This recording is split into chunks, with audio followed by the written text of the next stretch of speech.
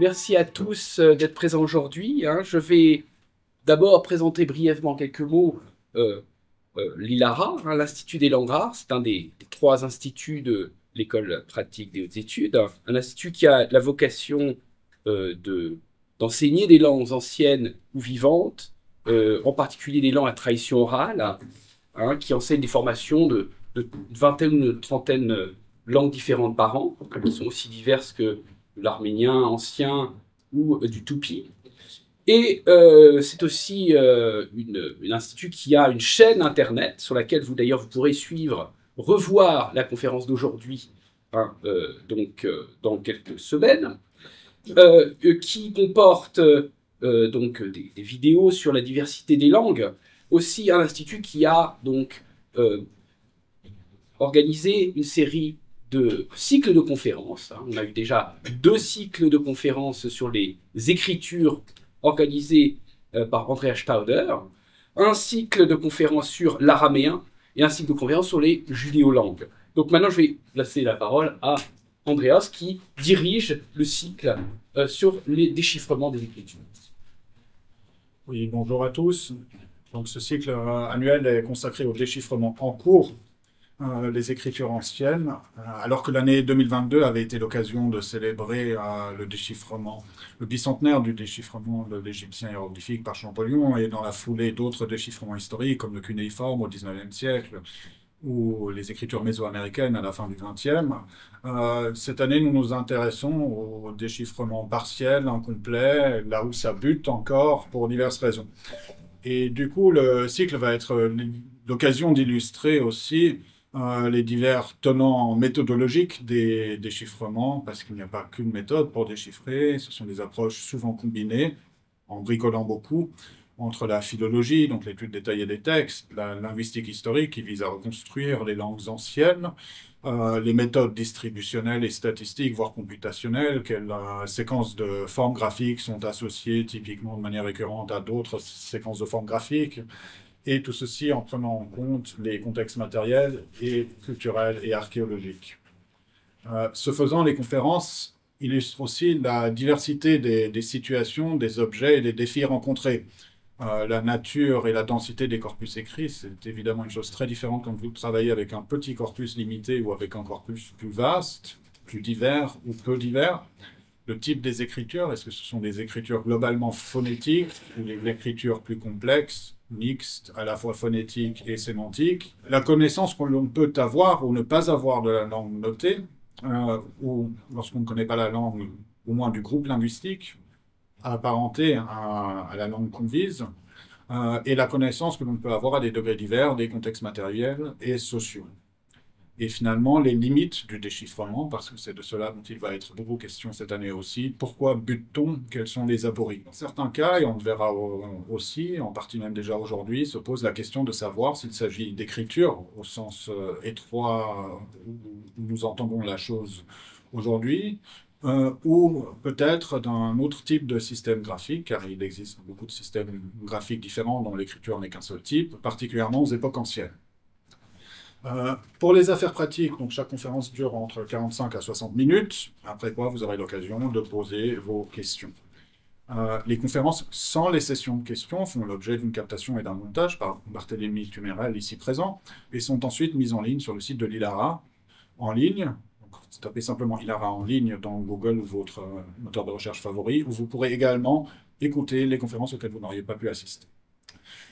Le cycle est organisé avec le généreux mécénat de la Fondation Singer-Polignac et de la Fondation Jan Michalski, que je remercie très vivement. Je remercie également le PHE-PSL pour son soutien, le Collège de France qui nous accueille dans cet espace, ainsi que toute l'équipe de l'ILARA, en particulier son directeur Guillaume Jacques, son ancienne directrice Anne-Marie Turcan-Verker, qui avait créé le cadre nécessaire pour ces conférences, et Mourad Souleymanov, qui s'occupe de tous les aspects pratiques. Sans plus tarder, j'ai le plaisir d'introduire notre premier conférencier, Camille Lecomte. Agrégé d'histoire, docteur en assyriologie à l'Université de Genève, Camille Lecomte a été par la suite collaborateur scientifique à l'Université de Heidelberg, chargé de cours à l'Université de Genève, avant d'être recruté au CNRS, où il est actuellement co-responsable au sein du laboratoire Arscan de l'équipe VETMO du village à l'État au Proche et Moyen-Orient. Il enseigne également le sumérien à l'Institut catholique de Paris et à l'ELASU, rattaché à Sorbonne Université. Camille Lecomte est connu surtout comme le principal spécialiste mondial des textes archaïques d'Our, un corpus de textes réputés très difficiles, provenant de la ville d'Our dans le sud mésopotamien et datant du début du IIIe millénaire. Et plus généralement des textes de la période dite dynastique archaïque, 30e, 20e, 27e siècle, avant notre ère en sumérien. Dynastique archaïque 1 et 2. Ces travaux portent sur l'édition philologique de ces documents, bien sûr, mais aussi, au-delà, sur les relations entre textes et leur contexte archéologique, sur ce que ceux-ci peuvent nous apprendre sur les institutions politiques, l'économie et la géographie historique de l'époque. Camille Lecomte est plus généralement un spécialiste du IIIe millénaire et du monde sumérien, puisque ses travaux portent aussi sur les textes de Ngirsu, également dans le sud mésopotamien, quelques siècles plus tard, au dynastique archaïque 3, et basé sur ceux-ci, sur l'histoire et la société de Sumer. Également sur les textes de la grande ville de Mari, sur le Moyen-Euphrate, au sud-est de la Syrie actuelle, et sur les listes lexicales. Et, chronologiquement en amont de tout ça, il est enfin l'un des quelques spécialistes en activité des textes d'Uruk dans la seconde moitié du IVe millénaire et à travers ceux-ci de la naissance de l'écriture cunéiforme en Mésopotamie méridionale. Ce qui nous amène directement au sujet de la conférence d'aujourd'hui, le déchiffrement contrarié des premières écritures de Mésopotamie et du système dit proto-cunéiforme. Camille, merci beaucoup de nous parler de tout ça. Nous sommes tout ouïes.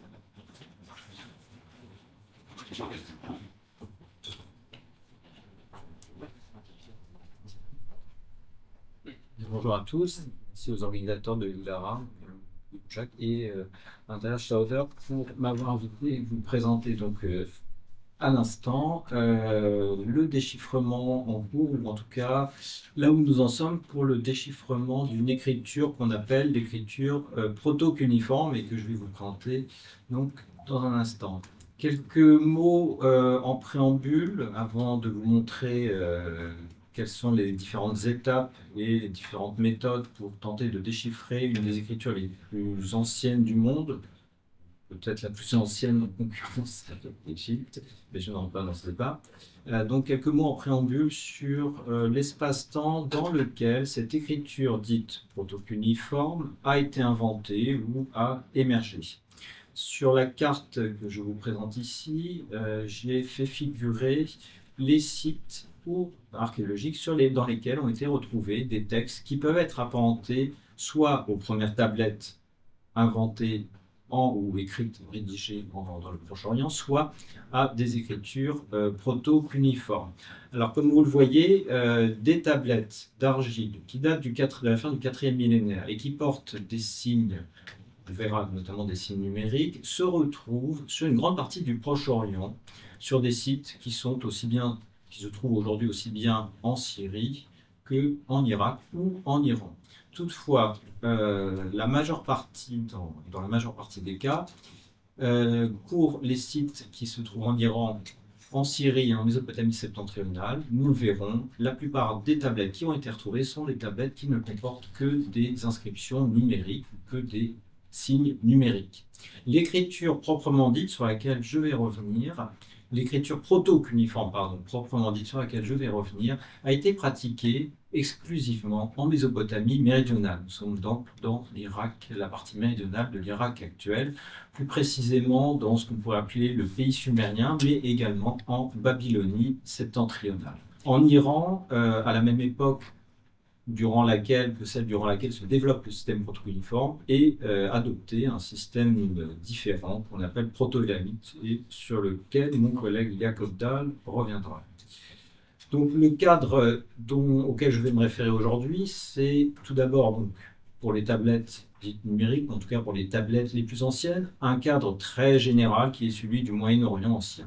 Pourquoi a-t-on retrouvé des tablettes les plus anciennes sur autant de sites aussi dispersés? Tout simplement parce que l'ensemble des sites que vous voyez ici, ceux qui figurent avec des ronds orange, correspondent à un ancien système historique qu'on appelle celui de la colonisation urukéenne. Pour faire simple, la ville d'Uruk, qui se trouve en Mésopotamie méridionale, si vous le voyez ici avec le curseur, depuis la ville d'Uruk a été inauguré un élan qui a consisté à coloniser ou fonder des colonies dans le Moyen-Orient et qui a contribué à exporter la culture de Mésopotamie méridionale, ce qu'on pourrait appeler un kit culturel, qui comprend notamment donc des tablettes numériques. Toutefois, l'écriture proto-cuniforme proprement dite, elle, intervient une fois que ce monde de la colonisation dite urukienne s'est effondré. Je vais revenir dessus dans la table chronologique suivante. Donc, j'ai parlé d'un espace qui est celui du Moyen-Orient ancien, mais qui, pour l'écriture proto-cuniforme, se réduit à l'Irak du Sud. En ce qui concerne l'échelle temporelle, nous allons aujourd'hui nous intéresser à deux périodes qui figurent donc sur votre gauche dans le tableau, les périodes dites d'Uruk et de Jemdet Nasser. L'écriture au Moyen-Orient apparaît sans doute durant la période d'Uruk, durant plus précisément ce que l'on appelle l'Uruk moyen, le Middle Uruk. La période d'Uruk, qui s'étend entre 4000 et 3300 avant notre ère, a connu trois phases, ou a été divisée par les archéologues en trois phases distinctes. Les premières tablettes que nous connaissons ont été rédigées sans doute lors de la période dite Middle Uruk. Il s'agit néanmoins, nous verrons, de tablettes dites numérales. L'écriture proto-cuniforme proprement dite se développe à la toute fin de la période d'Uruk, lors de ce que l'on appelle la phase Late Uruk ou Uruk tardif. Et nous verrons, les tablettes les plus élaborées de cette époque, en fait, datent de la toute fin de la période en question. Elles datent plus précisément d'un niveau, sur lequel je reviendrai, que l'on appelle le niveau Uruk IV. La ville d'Uruk est une mégapole d'une taille considérable pour l'époque. Elle a fait l'objet de fouilles de la part d'universités et de collègues allemands depuis maintenant près d'un siècle. Et comme la stratigraphie de ce site qui a été occupé depuis des temps préhistoriques jusqu'à l'époque hellénistique est très complexe, on l'a divisé en différentes strates. Et les désignations auxquelles je me réfère ici, comme le 4, se rapportent à des strates archéologiques dans le site d'Uruk. Donc il s'agit de la strate numéro 4. Donc la majeure partie des textes que je vais étudier aujourd'hui font partie d'un lot qui commence avec la phase Uruk 4, qui se trouve à la toute fin de la période de Uruk tardif, dont on ne sait même pas si elles sont, à vrai dire, contemporaines du système de colonisation urukien, qui donc s'est effondré à la fin du 4e millénaire, ou si elles sont finalement l'expression d'une tradition culturelle qui serait propre à la Mésopotamie du Sud.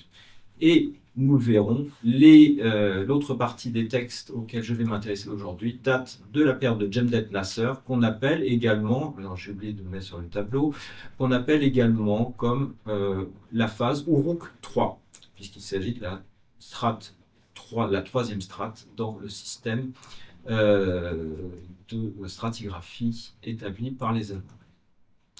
Donc nous allons nous intéresser aujourd'hui principalement aux périodes d'Uruk et de Jemdet Nasser, durant lesquelles le système d'écriture proto-cuniforme a été mis au point, puis s'est développé.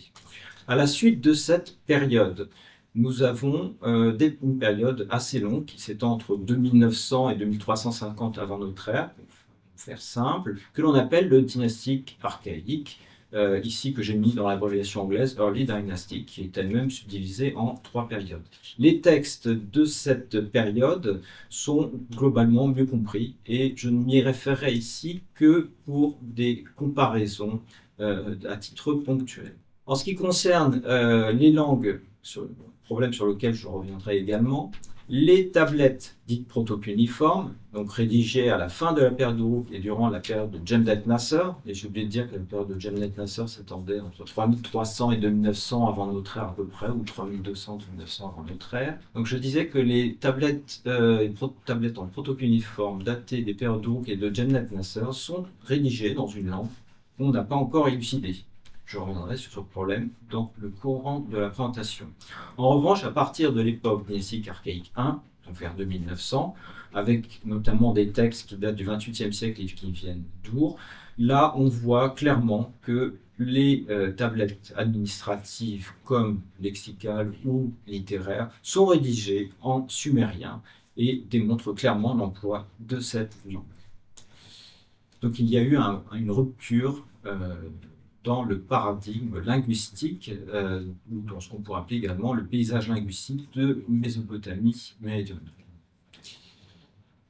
Dans un premier temps, je vais vous présenter ce que l'on appelle le système d'écriture proto-cuneiforme. Je vais vous présenter quelques principes généraux qui répondent justement à l'introduction qu'a proposé Andreas sur les différentes manières dont les premières écritures fonctionnent. Alors, en premier lieu, pourquoi appelle-t-on cette écriture proto-cuneiforme? Eh bien, tout simplement parce qu'elle précède l'écriture cunéiforme proprement dite et qu'elle en est le précurseur. L'écriture cunéiforme, comme vous le savez sans doute, est l'écriture qui a été adoptée par les peuples sumériens, akkadiens, hittites et d'autres groupes, des Hurrites aussi, des Élamites, etc. Et l'écriture cunéiforme a été ainsi nommée car l'élément de base qui sert à écrire les signes ressemble plus ou moins à un clou, d'où le nom de cunéiforme. En revanche, l'écriture proto-cuneiforme, qui elle date de la fin du 4e millénaire, du tout début du 3e millénaire, a une configuration différente. Et je dirais, à titre personnel, que l'élément de base de l'écriture proto-cuneiforme évoque davantage un cône qu'un clou. Je vous donne ici, justement, dans ce tableau en dessous, un exemple de signe avec son évolution. Dans l'écriture proto-cuneiforme, ici j'ai pris donc, un exemple qui date de l'époque assyrienne, c'est-à-dire qu'on est au 1er millénaire, de l'époque néo-assyrienne. Vous avez ici un exemple de signe cunéiforme et vous voyez effectivement que les clous horizontaux, verticaux ou obliques ont une forme triangulaire, d'où le nom de cunéiforme. Le signe que j'ai choisi ici, c'est le signe qui se prononce Go4 et qui se rapporte au bœuf. Le précurseur donc, de ce signe datant du 1er millénaire, le précurseur archaïque en proto-cunéiforme, donc de la fin du 4e millénaire de ce signe, comme vous le voyez, a une configuration, une physionomie tout à fait différente. Et je ne me réfère pas seulement au fait qu'il s'agit d'un signe qui dépeint ou figure l'élément de référence, l'élément signifié, mais je me réfère ici, d'un point de vue purement formel, au fait qu'on n'a pas affaire à des clous en tant que tels, vous voyez qu'on n'a pas les épingles ou les triangles qui débutent les signes, mais qu'on a plutôt des formes qui s'allongent et s'affinent sur leur fin, donc pour mon point de vue comme des cônes. Je voulais aussi préciser que l'écriture proto-cunéiforme peut être présentée de différentes manières. Ici dans le tableau, vous voyez que pour le même signe, celui de la tête de bœuf, donc du signe qui se dit Go4 et qui représente le bœuf, je vous ai montré deux variantes, une à la verticale, une ainsi à l'horizontale. En fait, pour essayer d'être aussi simple que possible, on peut lire les textes proto-cunéiformes de deux manières. Soit on les lit comme les Mésopotamiens devaient les lire à l'origine, c'est-à-dire dans l'orientation que je vous montre à gauche, ici. Dans ce type de configuration, eh bien, on lisait en fait les signes de haut en bas, puis on évoluait de case en case, de droite à gauche. Ici, par exemple, sur cette tablette, vous avez différentes cases que l'on lit donc de haut en bas, enfin dans lesquelles on lit les signes de haut en bas, puis on progresse de droite à gauche dans la lecture des différentes lignes.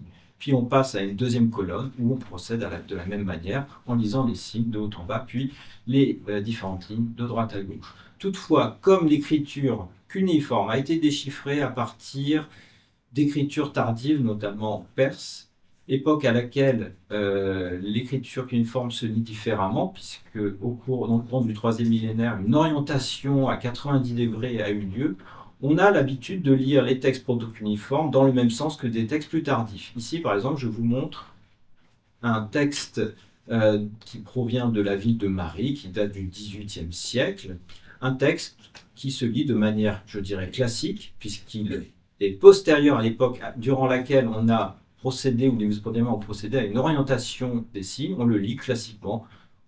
Pour chaque ligne, on lit les signes de gauche à droite, puis on progresse de haut en bas.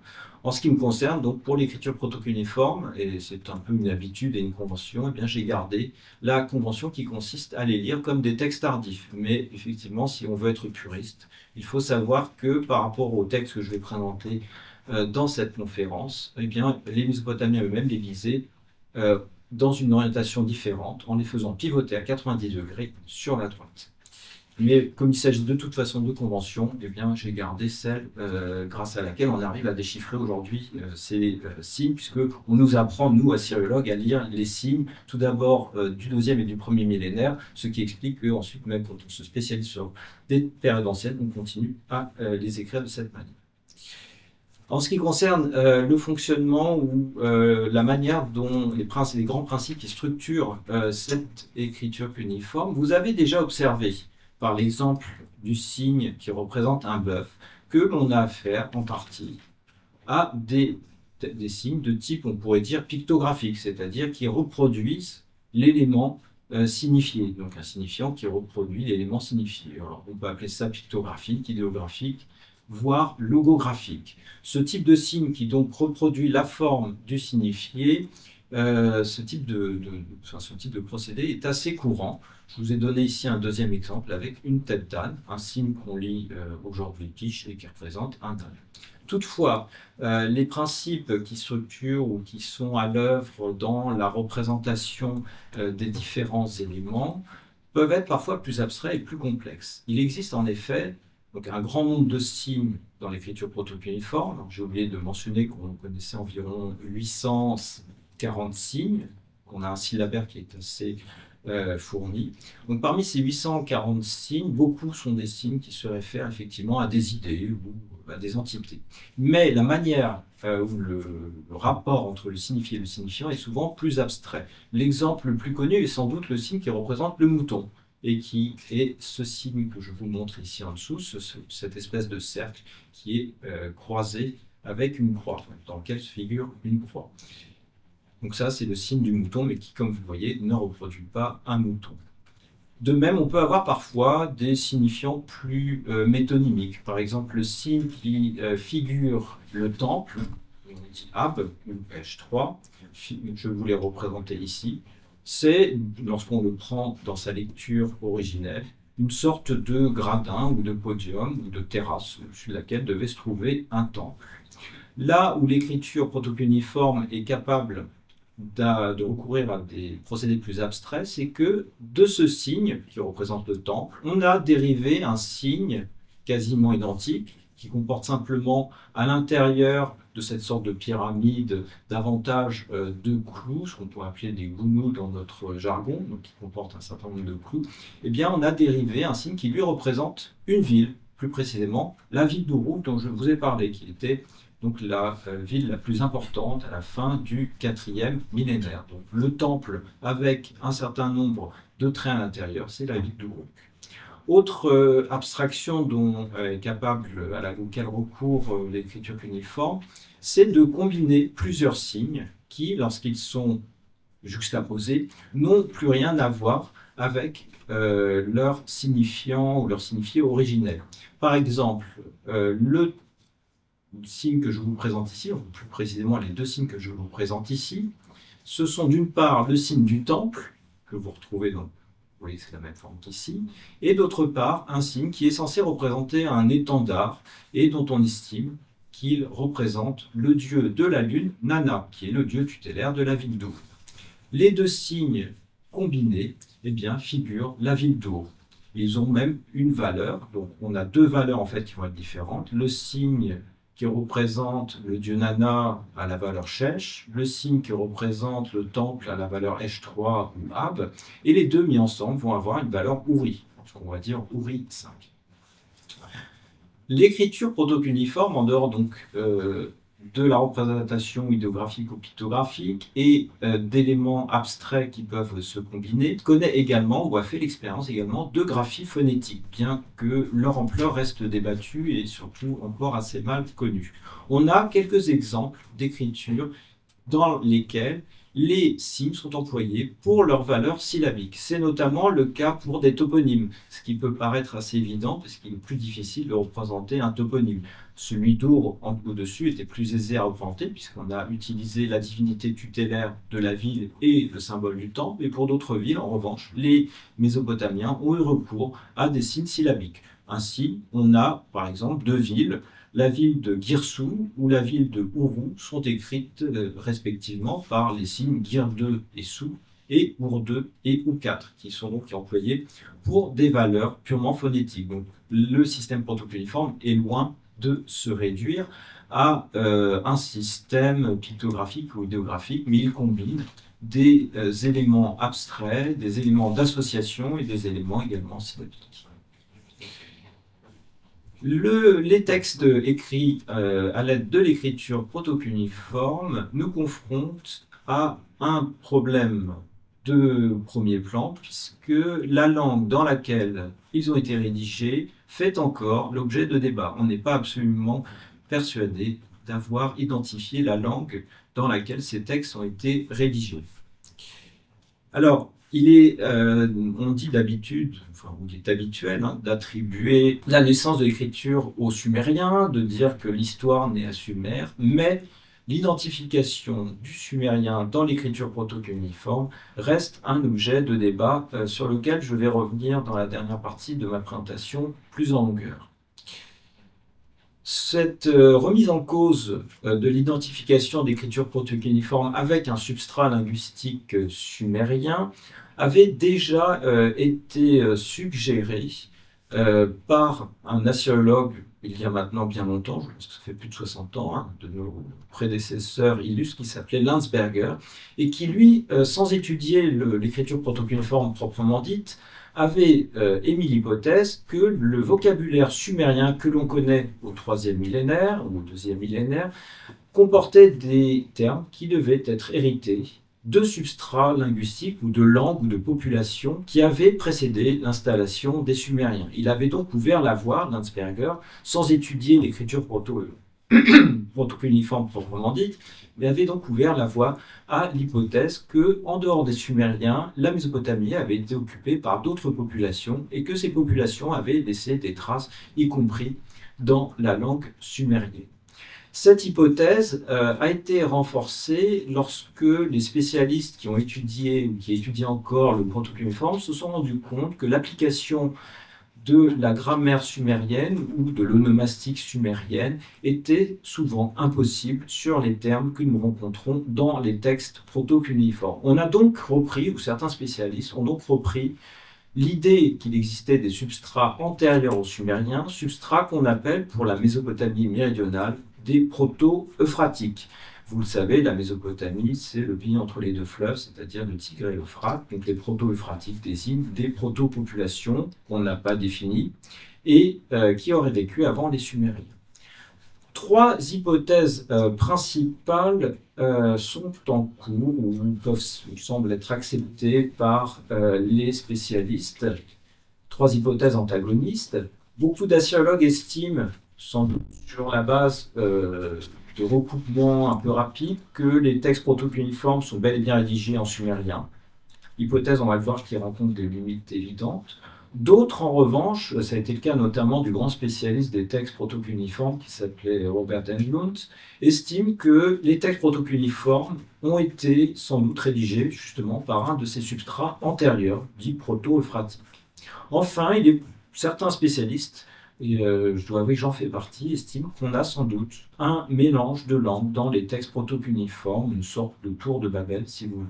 Le fait qu'on ne détermine pas, qu'on soit dans la capacité de déterminer la langue dans laquelle les textes protocuniformes ont été rédigés, pose des problèmes sur ce qu'on appelle la translittération des textes. Nos textes protocuniformes, comme tous les textes cuniformes d'ailleurs, sont rédigés avec des signes de ce type. Lorsqu'on veut les éditer, il faut les transcrire en lettres dans l'alphabet latin. Or, comme on ignore dans quelle langue ils ont été rédigés, eh bien, on est confronté ici, évidemment, à une certaine difficulté. Alors, Robert Englund, que j'ai mentionné précédemment, avait initié un système qui consistait notamment à prendre en compte les valeurs ou la lecture des signes en question à l'époque sumérienne, mais de mettre ces valeurs en capitale, afin de bien spécifier, grâce à la capitale ou grande lettre, qu'on ne connaissait pas la prononciation ou la lecture du terme. Alors, la translittération du proto-cuneiforme est par ailleurs un peu plus complexe que celle d'autres systèmes, et notamment des textes cuneiformes proprement dit, car Robert Englund avait tenté de distinguer des variantes d'un même signe. C'est ainsi, par exemple, que pour le signe qui représente le temple, donc celui-ci, dont j'ai déjà parlé, eh bien, on a notamment deux variantes qui vont être distinguées ainsi, Ab A et Ab B, avec le A et le B qui va être mis en indice. Alors, on a pris la lecture Ab, qui est arbitraire, en s'appuyant sur le fait qu'en sumérien, donc à une époque postérieure, au 3e ou au début du 2e millénaire, ce signe se prononce Ab. Toutefois, et ça montre quand même la difficulté que l'on a non seulement à déchiffrer, mais même à retranscrire ces textes, dans beaucoup de cas, le signe en question représente un temple. Or, en sumérien, Ab ne signifie pas le temple, Ab signifie plutôt la mer. Donc si on voulait être rigoureux, il faudrait en fait estimer que dans les textes proto-cuneiformes où ce signe se rapporte bel et bien à un sanctuaire, c'est, je dirais, sans doute la majeure partie des attestations que l'on considère, il faudrait adopter la valeur sumérienne, Esh, plus précisément, Esh 3. Et c'est ce que font certains spécialistes qui, considérant que les textes proto-cuneiformes comportent des éléments sumériens, eh bien, adoptent en minuscules des translittérations comme celle-ci, Esh 3. Je le rappelle parce que c'est toujours un sujet un peu qui provoque le désarroi, que les indices du type 3, 2, etc. sont liés au fait que le signe Esh, donc là on a un signe Ab qui se prononce Esh, c'est le troisième qui se prononce Esh. On a un Esh numéro 1, Esh numéro 2, Esh numéro 3, etc.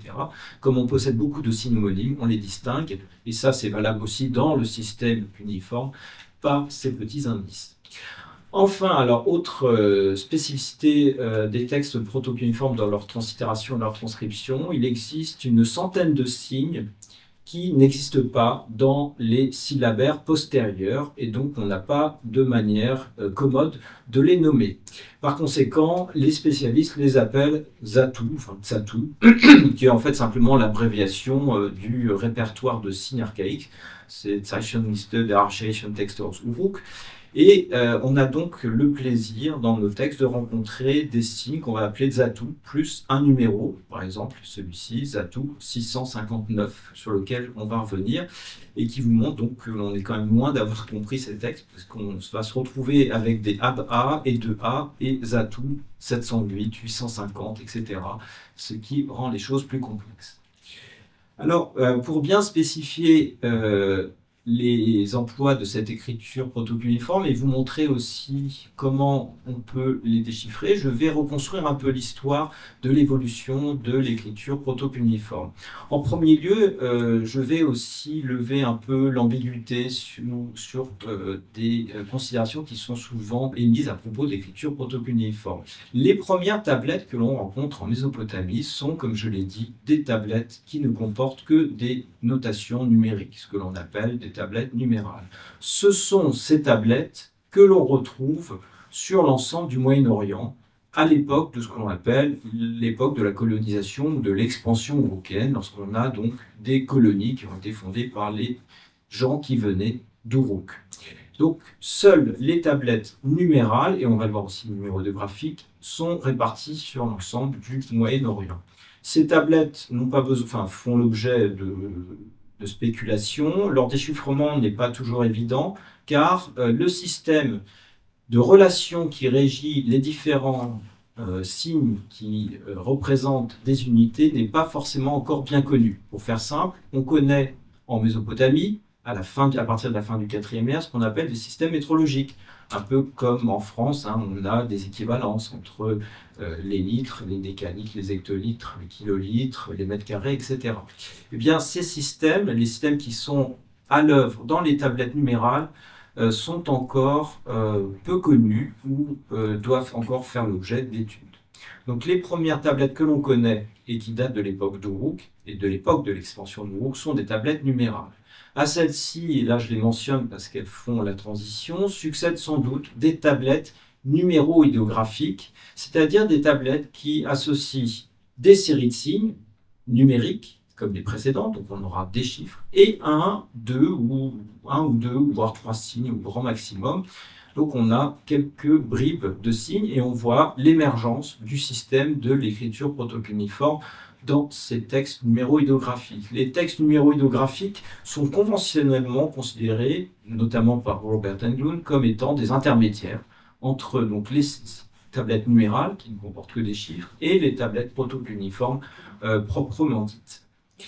Ces tablettes numéroïdographiques se retrouvent également sur différents sites, par exemple en Iran. L'écriture protocuniforme proprement dite, en fait, correspond à des textes qui datent, comme je l'ai mentionné précédemment, de ce qu'on appelle la phase 4 à Uruk, c'est-à-dire la toute fin de la période d'Uruk, durant la période de l'Uruk tardif. Certains spécialistes ou collègues estimant même, en fait, que les textes de l'époque dite Uruk 4 seraient sans doute, en fait, d'une époque intermédiaire entre l'époque d'Uruk et l'époque de Jemdet Nasr. Donc, les premiers textes élaborés et réellement écrits en protocuniforme que l'on connaît datent de la toute fin de la période d'Uruk. Ce sont des textes, on va le voir, complexes. Ce sont en grande majorité, il faut le mentionner tout d'abord, des tablettes administratives, c'est-à-dire qu'elles traitent souvent, alors malheureusement on n'a pas toujours à deviner de quoi elles traitent, mais elles doivent traiter de rations, de personnel, etc.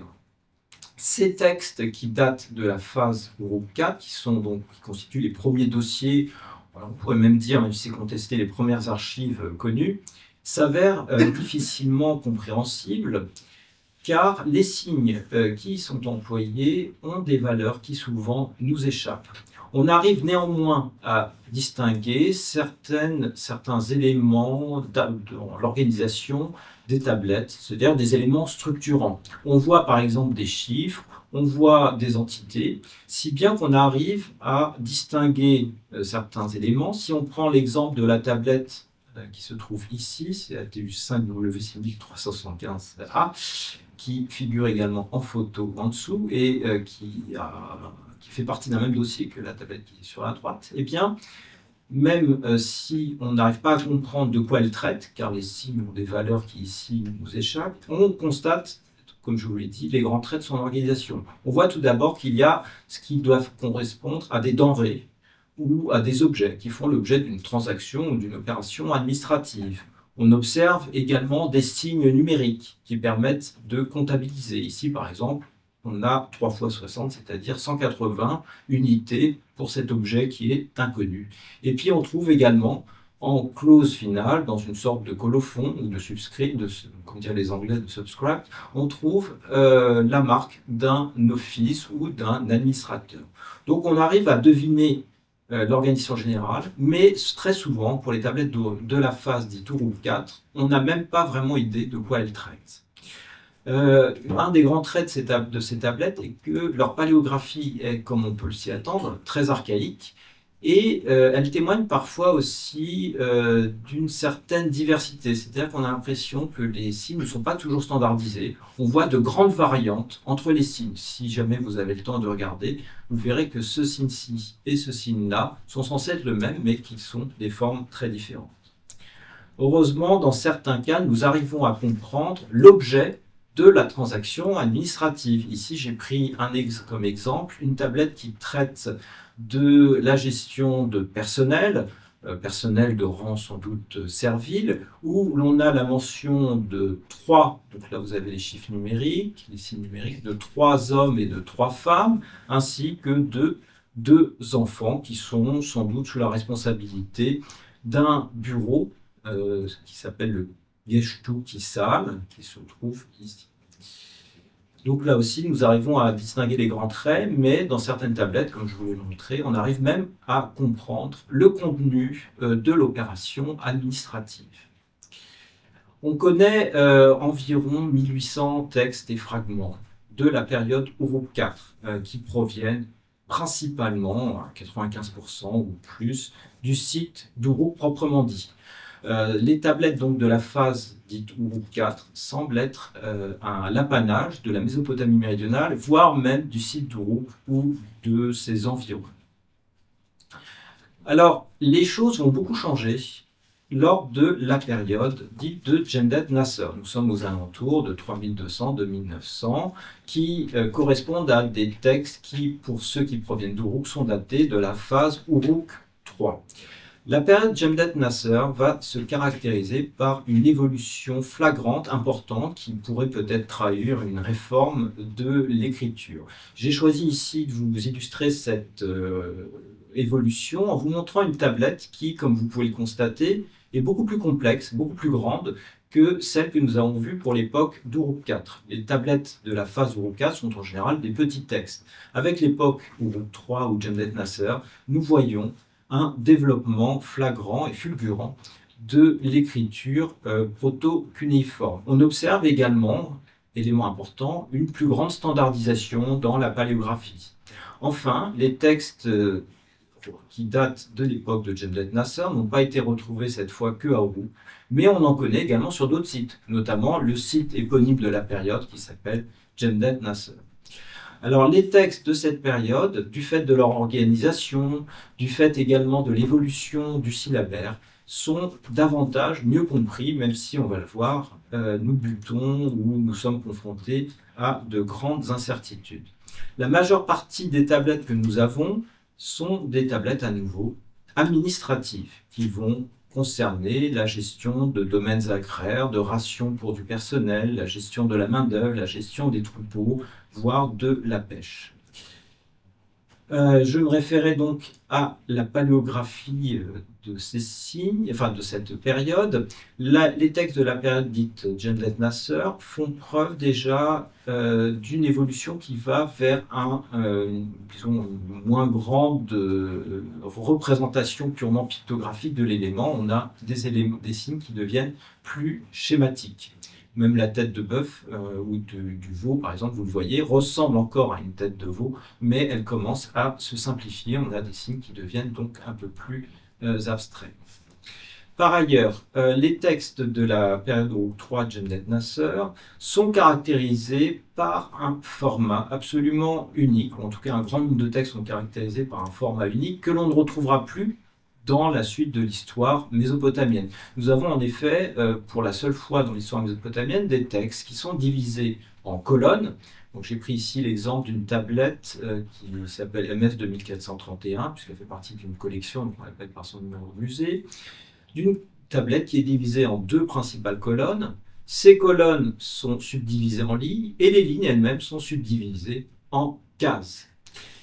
On a donc ici affaire à des tablettes qui sont le témoignage d'une complexification extrême dans la présentation des informations. Ce format permet également de stocker ou de conserver un plus grand nombre d'informations que dans les tablettes de la période précédente, voire des périodes qui vont suivre. Alors, des tablettes comme celle-ci, on arrive à deviner leur sens, car on y voit, et je reviendrai dessus, je vais la présenter en détail, en fait, on se rend compte que l'on a affaire à des signes numériques qui se réfèrent à du personnel, à nouveau, à du personnel servile.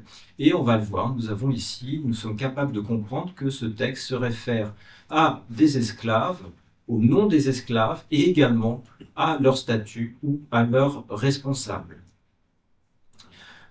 En dehors des textes administratifs de la période de Jemdet Nasser, on rencontre également des textes scolaires.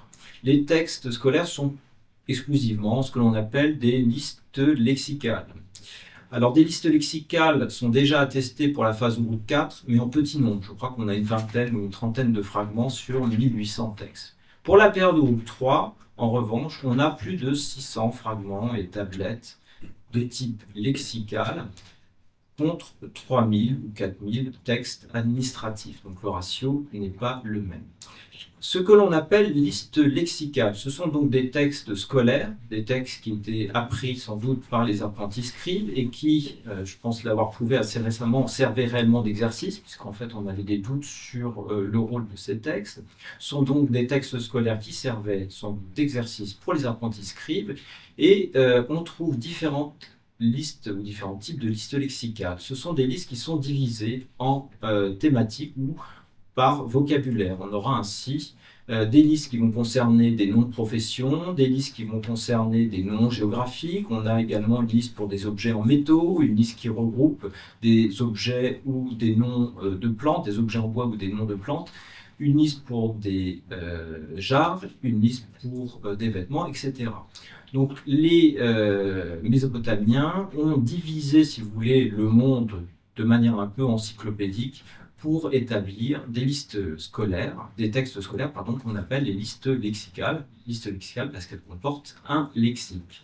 Ces listes lexicales démontrent déjà en elles-mêmes aussi, on arrive certes à les déchiffrer, mais elles démontrent aussi les limites de notre déchiffrement. Ici, j'ai pris comme exemple une liste qui est la liste qui était à l'époque la plus recopiée. Donc on imagine que les apprentis scribes commencent par celle-ci, qui est une liste qui regroupe des termes professionnels, des termes donc de catégories professionnelles, des noms de métiers.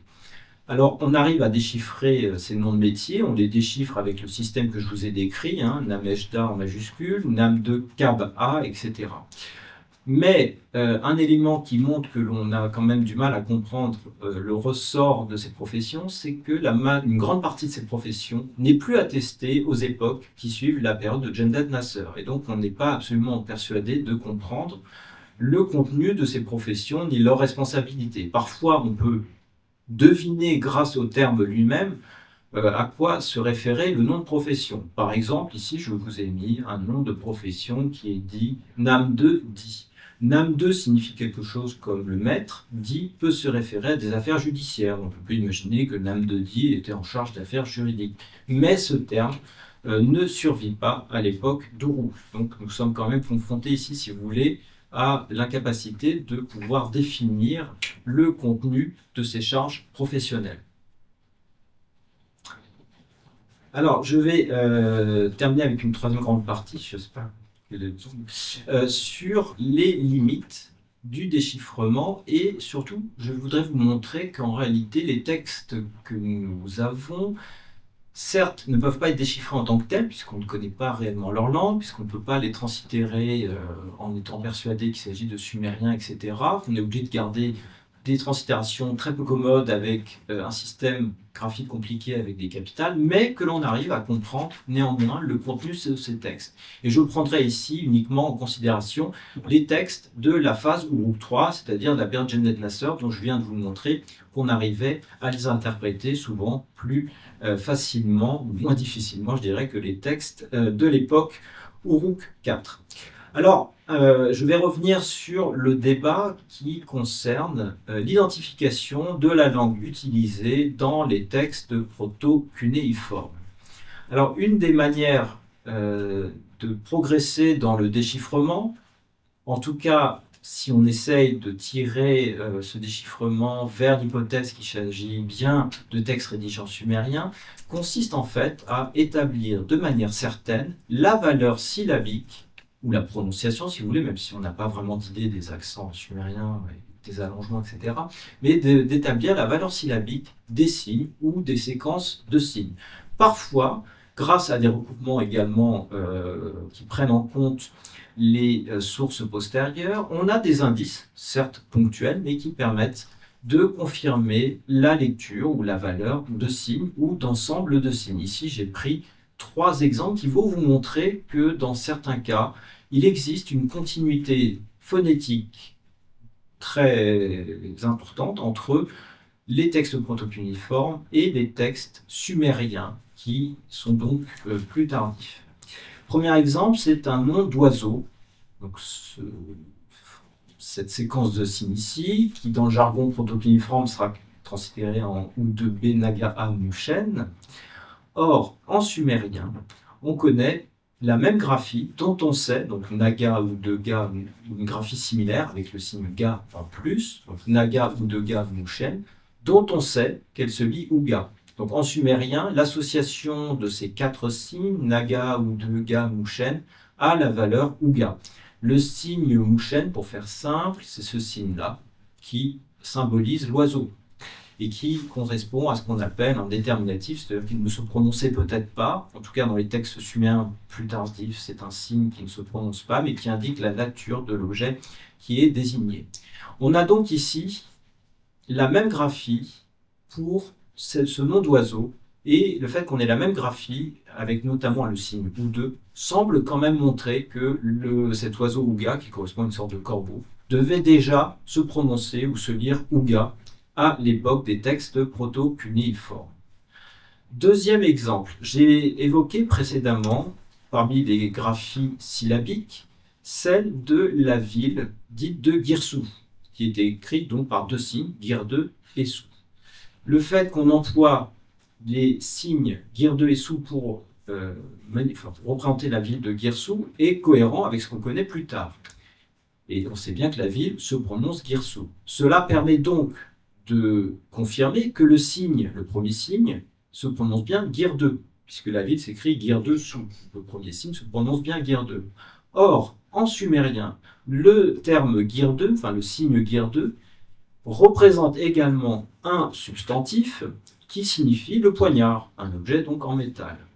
Or, de ce point de vue, on constate qu'il est, on constate avec étonnement que le signe Gir2, lorsqu'il ne se réfère pas à la ville de Girsou, mais à un objet, se retrouve dans des listes d'objets métalliques. En quel cas, on peut postuler une continuité dans la lecture du signe.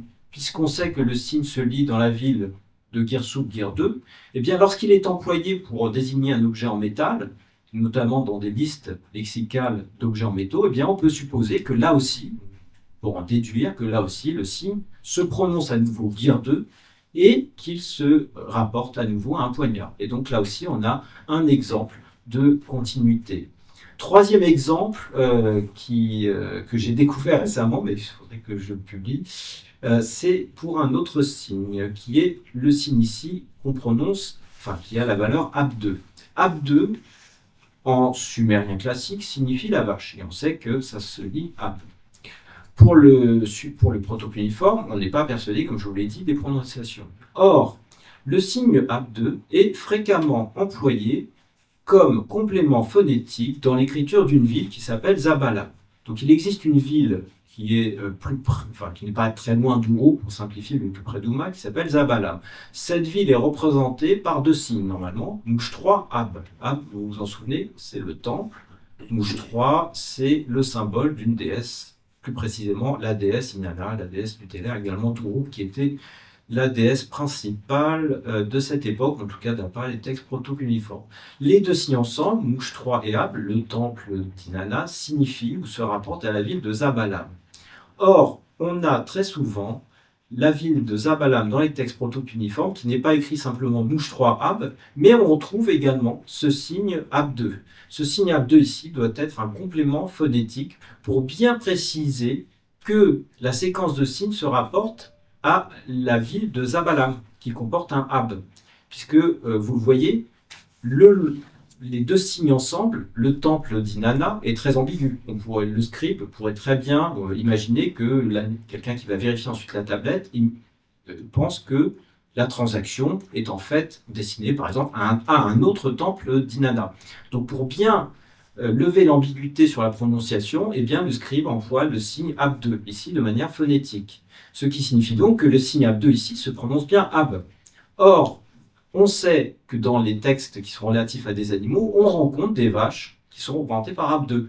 Ab2, c'est la valeur en sumérien. Et comme on a cette valeur dans le nom de Zabala, eh bien, on déduit ici à nouveau qu'on a une continuité sur ce terme. Donc, comme vous le voyez, on a quand même un certain nombre de continuités dans différents termes ou dans différents signes, notamment dans leur emploi phonétique, qui permettent donc de conforter l'idée que, au moins en partie, on a des éléments sumériens.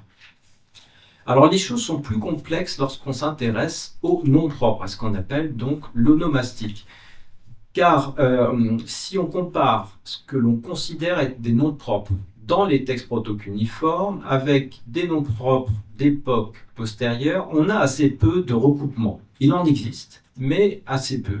Un des exemples sur lesquels je suis tombé assez récemment en m'intéressant au texte de la période qui suit immédiatement la période de Jemdet Nasser, ce qu'on appelle la période dynastique archaïque 1-2, et sur laquelle j'ai beaucoup travaillé, effectivement, on a au moins un nom propre commun, c'est celui-ci, En-Unug-Dudis. Donc En-Unug-Dudis, c'est un nom propre qui, en sumérien, a une signification, comme tous les noms propres en sumérien. L'onomastique sumérienne a cet avantage de nous présenter des noms, comme beaucoup d'autres onomastiques, qui ont une signification. En-Unug-Dudis signifierait quelque chose comme le bon maître de la ville d'Uruk. Or, on rencontre ce même nom propre à la fois dans les textes protocuniformes et dans des textes écrits en sumérien qui datent du dynastique archaïque 1-2. En quel cas, on a un recoupement qui ici est probant. J'avais pris un deuxième exemple, bon, je m'attarde un peu, sur un nom qui, lui, est considéré comme un nom professionnel d'une liste qu'on appelle la liste officials, mais dont, en fait, le contenu reste sans doute à élucider. On n'a peut-être pas affaire qu'à des noms de profession. Dans les textes protocuniformes, on a la séquence de signes suivante, toujours dans le jargon protocuniforme, NA, RI et 2A, alors ça, Nun A. Or, cette séquence de signes se retrouve comme nom propre dans les textes du dynastique archaïque 1-2. On a en effet la séquence de signes, si on la lit en sumérien, il faudra la lire ainsi, N et de Nun, Dudis. Et on sait qu'il s'agit d'un nom propre, car cette personne est caractérisée comme exerçant la charge de capitaine, qui se dit en sumérien Goula. Goula étant peut-être un mot d'emprunt d'ailleurs acadien. Donc cette attestation date des environs de 2750 avant notre ère, et comme il s'agit d'un parallèle exact avec une séquence de signes de l'époque protocuniforme, on peut établir ici à nouveau une continuité. Alors, plus étonnamment, je suis aussi tombé récemment sur un nom propre qui, pour ceux qui connaissent la littérature suméro-akkadienne, sera peut-être familier. C'est le nom de Enkidu. Enkidu, dans l'épopée de Gilgamesh, est le compagnon d'aventure de ce dernier, puisqu'ils vont ensemble assassiner le Rumbaba, le taureau, etc. Et j'ai trouvé dans les textes protocuniformes une séquence de signes qui est à transiter ainsi, Enkidudis, donc Monsieur Enkidu.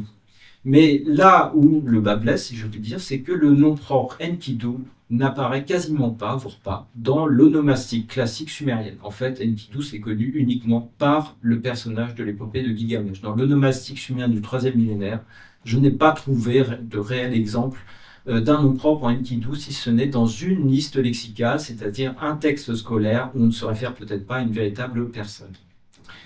Enfin, autre point de rapprochement entre le sumérien et les noms attestés en protocuniforme, c'est sur la manière dont les noms sont construits. Parfois, à défaut de parallèles stricts et exacts entre des noms qu'on a dans les textes protocuniformes et des noms dans les textes sumériens plus tardifs, on a des noms qui vont se ressembler ou suivre un même modèle.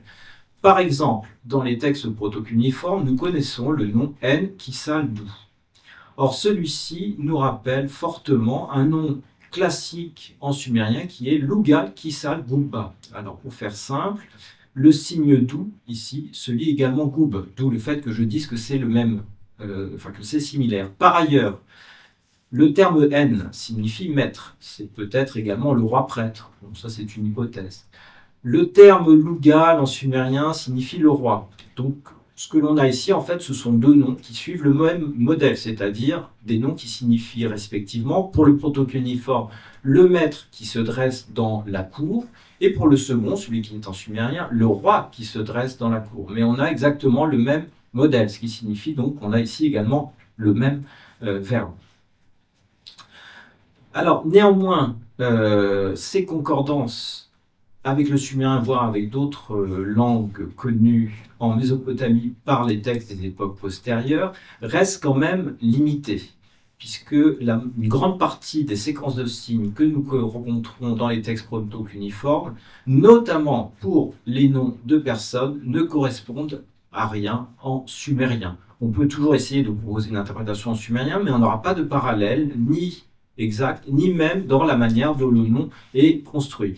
Par exemple, dans la tablette à laquelle je me référais tout à l'heure et sur laquelle je vais revenir, MS 2431, on a ces trois noms, parmi d'autres, qui, à mon avis, ne donnent rien si on essaye d'appliquer le sumérien. Une autre démonstration de cette limite du recoupement entre sumérien et texte protocuniforme dans l'onomastique concerne un signe qui est le signe dit Choubourg.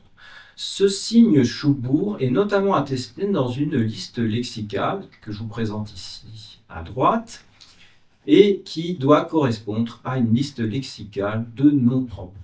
Alors, cette liste néanmoins, vous ne la trouverez pas comme une liste de noms propres dans la littérature, car le terme Choubourg, qui peut aussi signifier le cochon, a donné lieu à une interprétation de cette liste comme étant une liste de porcs. Mais néanmoins, à la suite de Steinkeller, déjà dans les années 90, j'ai démontré assez récemment que cette liste était en fait une liste de noms propres et pas du tout de noms de cochons.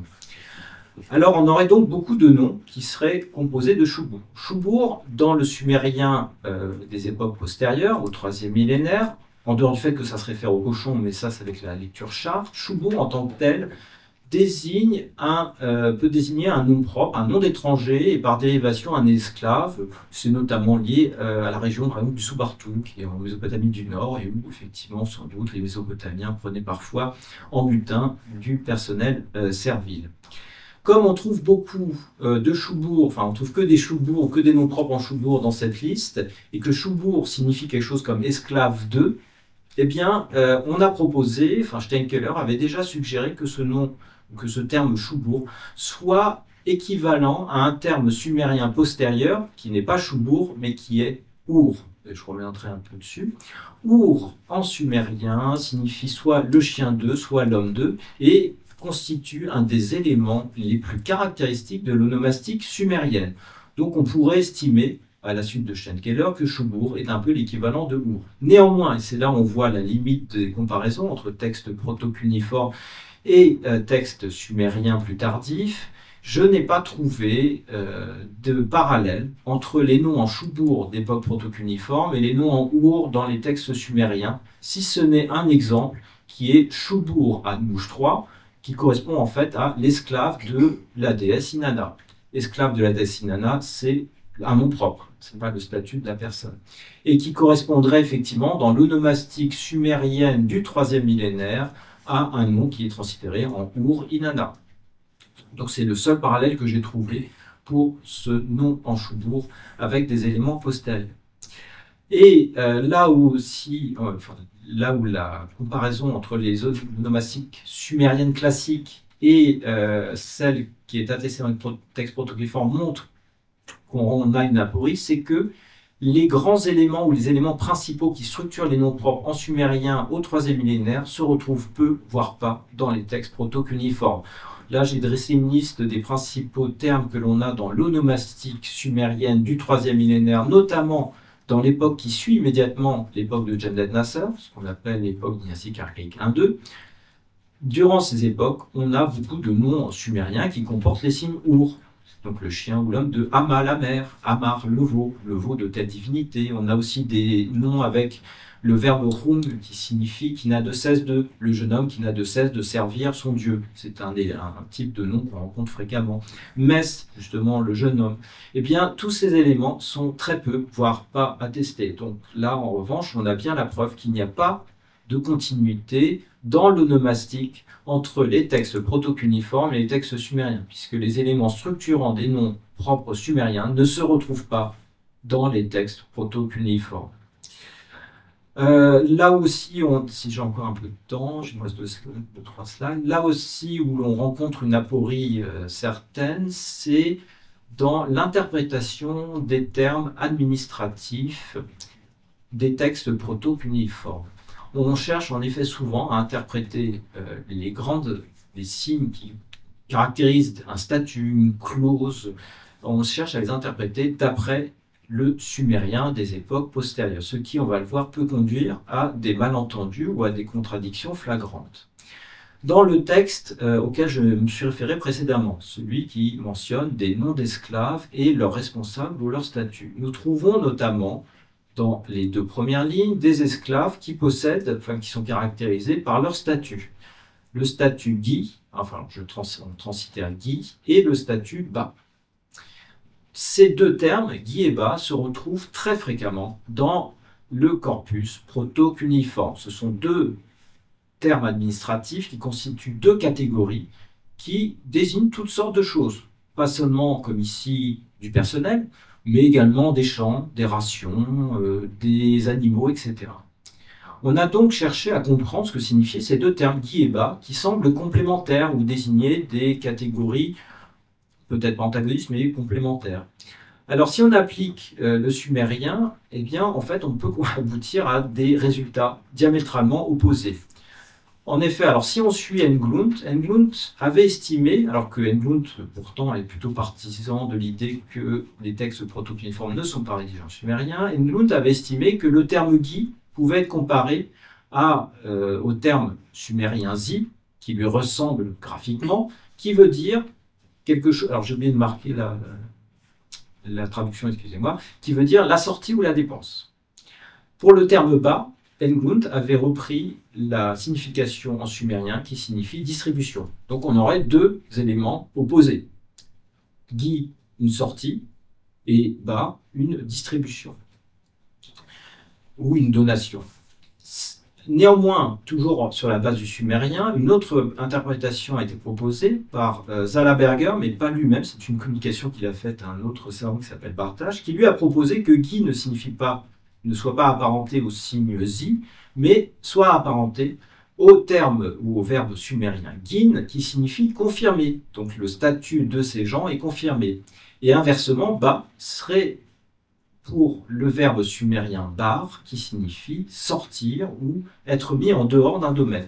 Et donc là, on aurait finalement quelque chose d'un peu opposé, puisque le Gi, qui d'après Englund ressemble au Zi, c'est-à-dire la dépense, serait finalement la confirmation que les gens qui sont mentionnés dans ce texte, ou les objets dans d'autres textes, sont bien insérés dans le domaine institutionnel.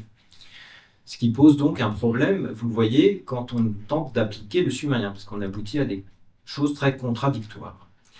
Toujours dans ce même texte, le MS 2431, l'ensemble du personnel servile qui figure sur le texte est qualifié sur le revers de la tablette dans une clause finale par l'expression 2 plus un signe qui est Moon A1 et que personnellement je ne comprends pas. Alors si on inverse, si on lit ce signe et si vous l'imaginez en le pivotant comme on le lisait originellement, je me suis demandé s'il ne s'agissait pas d'une sorte de contenant et si les gens qui étaient caractérisés par ce terme n'avaient pas le droit à deux contenants, parce qu'on rencontre en fait une variante où vous avez non pas 2 plus ce signe, mais 3 ou 1. Mais je dois avouer que je ne connais pas encore, je n'ai aucune certitude. Enfin, élément qui, là aussi, est très problématique dans la perspective que les textes proto-cuneiformes sont rédigés en sumérien, nous n'avons pas d'indication grammaticale de la langue sumérienne. La langue sumérienne, c'est une langue très spécifique, une langue ergative et agglutinante.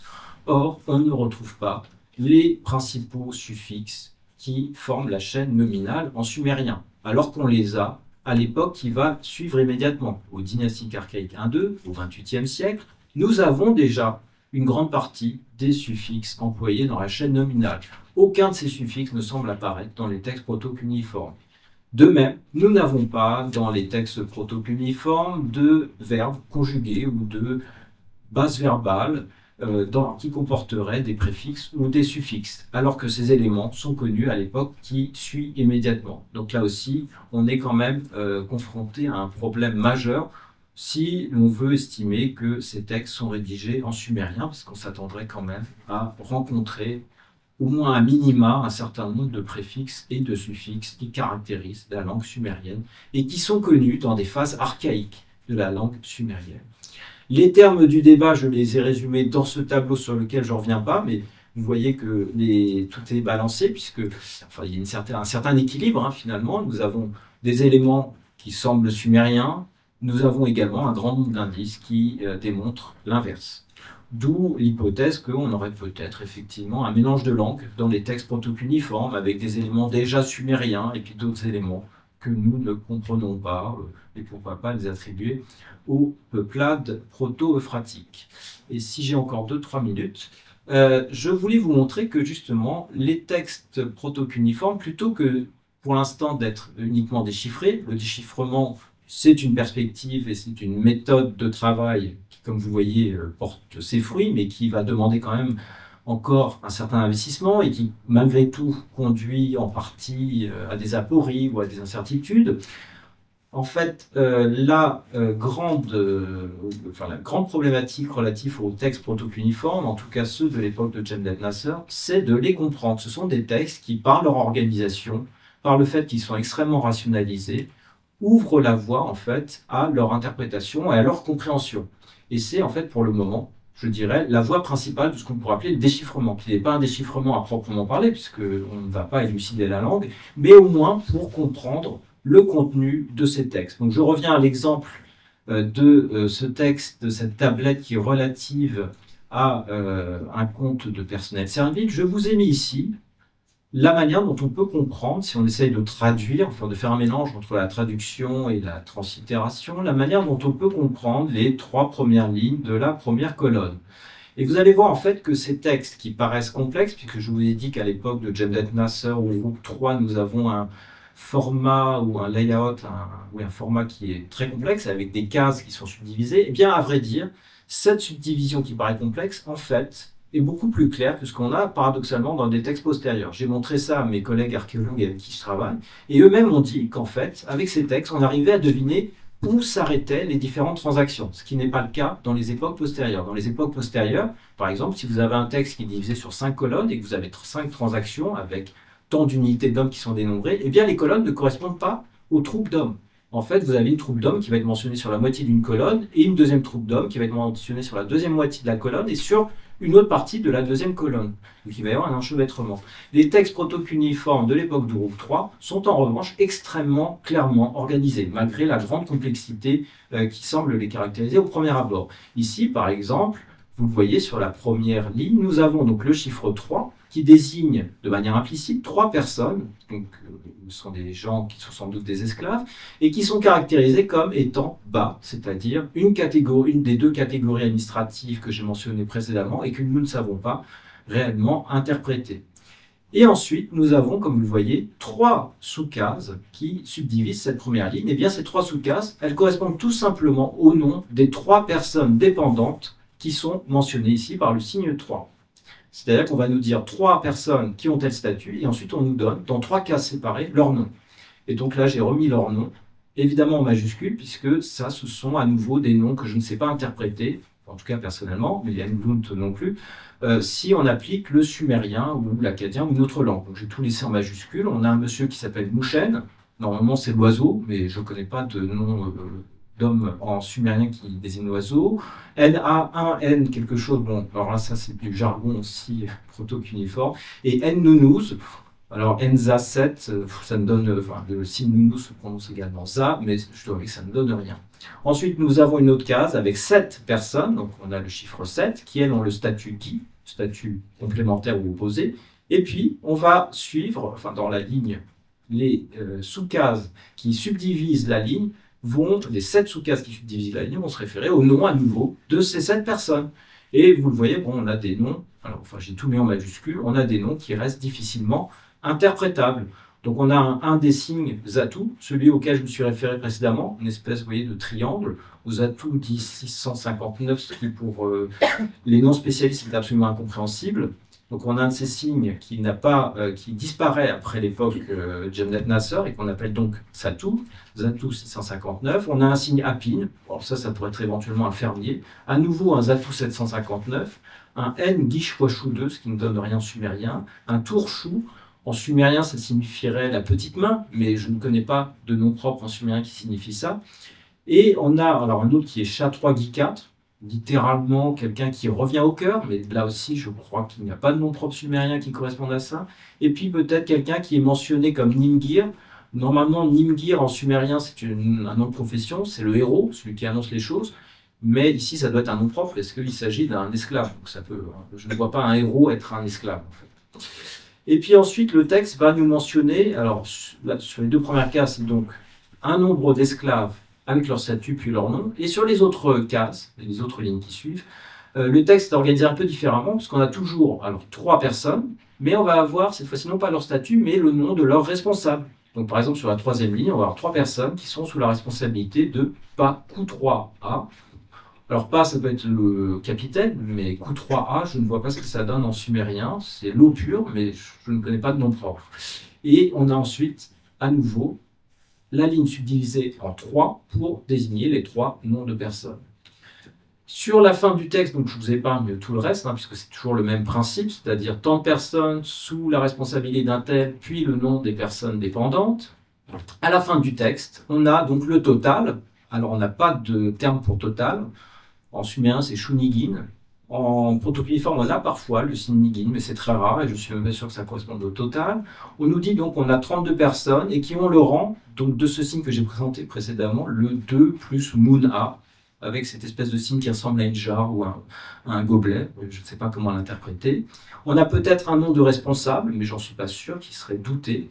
Et un terme qui revient très souvent, qui est, c'est ici, sigrade, que vous retrouvez sur la face de la même tablette et qui correspondrait peut-être à un bureau, un office ou à nouveau un statut. Là, je dois avouer que je ne sais pas comment interpréter.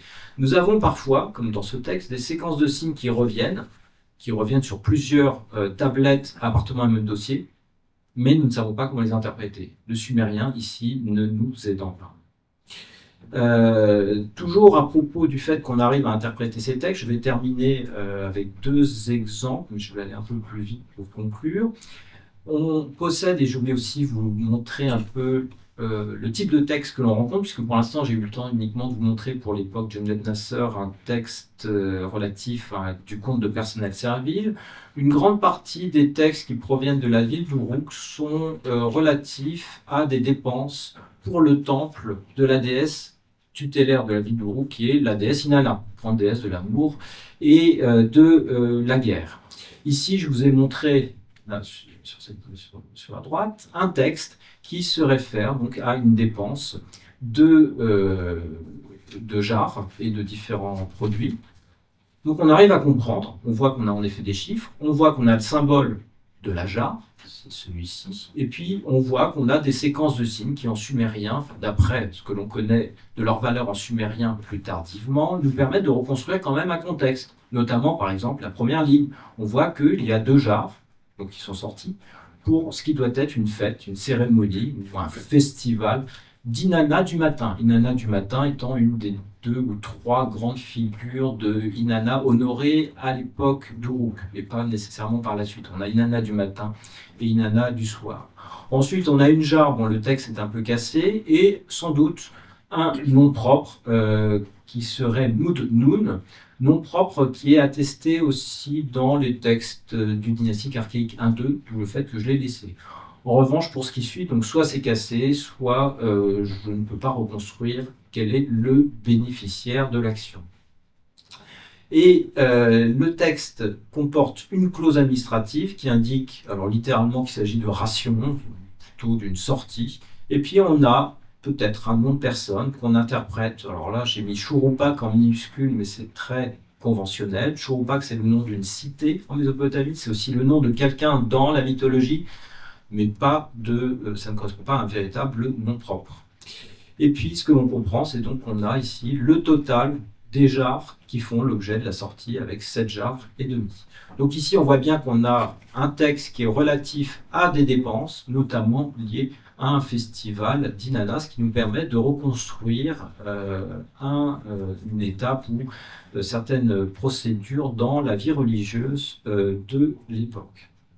Et puis, dernier exemple que je vais vous indiquer pour vous montrer que l'essentiel, c'est effectivement de comprendre dans un premier temps le contenu et l'organisation du texte. Je vais me référer à un texte qui rapporte des aires agraires. Donc ici, on va avoir des champs qui correspondent en fait plutôt à un domaine, à des domaines agraires. Alors, je n'ai pas mentionné précédemment qu'on arrive à déterminer le contenu de ces textes aussi grâce au système métrologique, c'est-à-dire que les signes numériques expriment des entités différentes.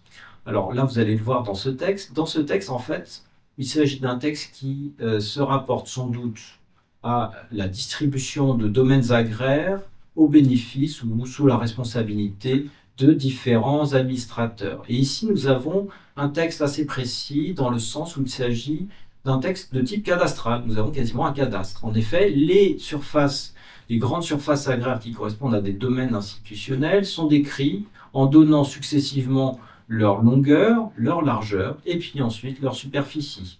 Comment distingue-t-on la longueur, la largeur de la superficie? Eh bien parce que les signes numériques qui expriment la superficie sont différents ou ont des relations différentes de ceux qui expriment les longueurs.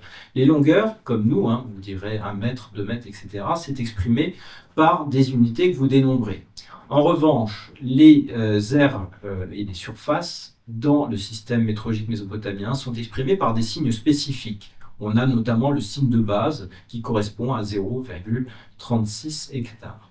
Donc sur ce texte, je vous donne uniquement la première ligne. Sur ce texte, nous avons donc successivement dans la première ligne, comme je vous l'ai dit, la longueur. Donc on a ici, alors j'ai compté en INDA, c'est l'unité de base qui correspond à peu près à 6 mètres, ce qui veut dire une longueur de 1740 mètres, une largeur de 100 mètres, et une aire principale de 103,68 hectares. Alors les aires vont être divisées en deux, les superficies vont être divisées en deux. On va avoir une aire principale et ce qu'on peut appeler une aire marginale. Alors ça, sans entrer trop dans le détail technique, il s'agit sans doute d'une manière pour les arpenteurs sumériens de corriger une formule qui n'est pas exacte. Parce qu'en fait, quand on calcule ou quand on mesure la surface d'un champ dans le monde proto-cuneiforme ou sumérien, on a recours à des formules dites formules de l'arpenteur qui ne sont pas très précises. Donc j'imagine qu'ils faisaient des correctifs. D'où le fait qu'on a une aire marginale de 4,32 hectares. Et tout ça, ce domaine, il est donc mentionné dès le début, juste au moment des longueurs. Il est sous la responsabilité d'un administrateur contensitaire dans le système proto-cuneiforme, en gal à Chab. Alors Chab, il y a le signe pas, donc on voit qu'on a affaire à quelqu'un qui tient un bâton, pas en sumérien, c'est le bâton. Ensuite, nous avons d'autres administrateurs, et parmi eux, un que j'ai déjà mentionné, un administrateur qui a pour titre Namdodi, et je vous ai dit que si on l'interprète d'après la signification en sumérien des signes, eh bien ce serait quelqu'un qui est chargé de la justice, mais qui ici, visiblement, se voit attribuer également un domaine agraire, et lui aussi, je crois, d'une centaine d'hectares. Donc dans ce qui concerne donc, le déchiffrement de l'écriture proto-cuneiforme, comme vous le voyez, dans la mesure où pour le moment, nous sommes confrontés quand même à de grandes incertitudes sur la langue qui est en usage dans ces textes. L'une des perspectives les plus prometteuses pour au moins essayer de défricher ces textes est de bien comprendre leur organisation, leur contenu. Une autre perspective sera, comme je l'ai dit, comme je l'ai montré, d'essayer d'établir les valeurs syllabiques des signes. Mais comme nous avons peu d'indices, eh bien pour le moment, j'aurais tendance à dire qu'il faut quand même privilégier la compréhension des textes, texte par texte, dossier par dossier. Ce qui n'exclut pas évidemment également la tentative de déchiffrer. Mais je crois que ne se consacrer qu'au déchiffrement du proto-cuneiforme dans le sens de l'élucidation de la langue sous-jacente, c'est pour l'instant encore prématuré et peut-être un peu illusoire, malgré les tentatives qui sont faites actuellement. Il y a plusieurs auteurs qui se sont lancés dans la démonstration qu'il s'agissait bien de textes écrits en sumérien ou en proto-cuneiforme. Mais de mon point de vue, tant que nous n'aurons pas réellement bien compris l'ensemble du corpus, je pense qu'il est encore prématuré de prétendre au déchiffrement de l'écriture proto-cuneiforme, sachant que ces textes donc, ouvrent d'eux-mêmes, si vous voulez, une perspective d'interprétation par leur organisation. Et je vous remercie de votre attention et du temps accordé. Merci.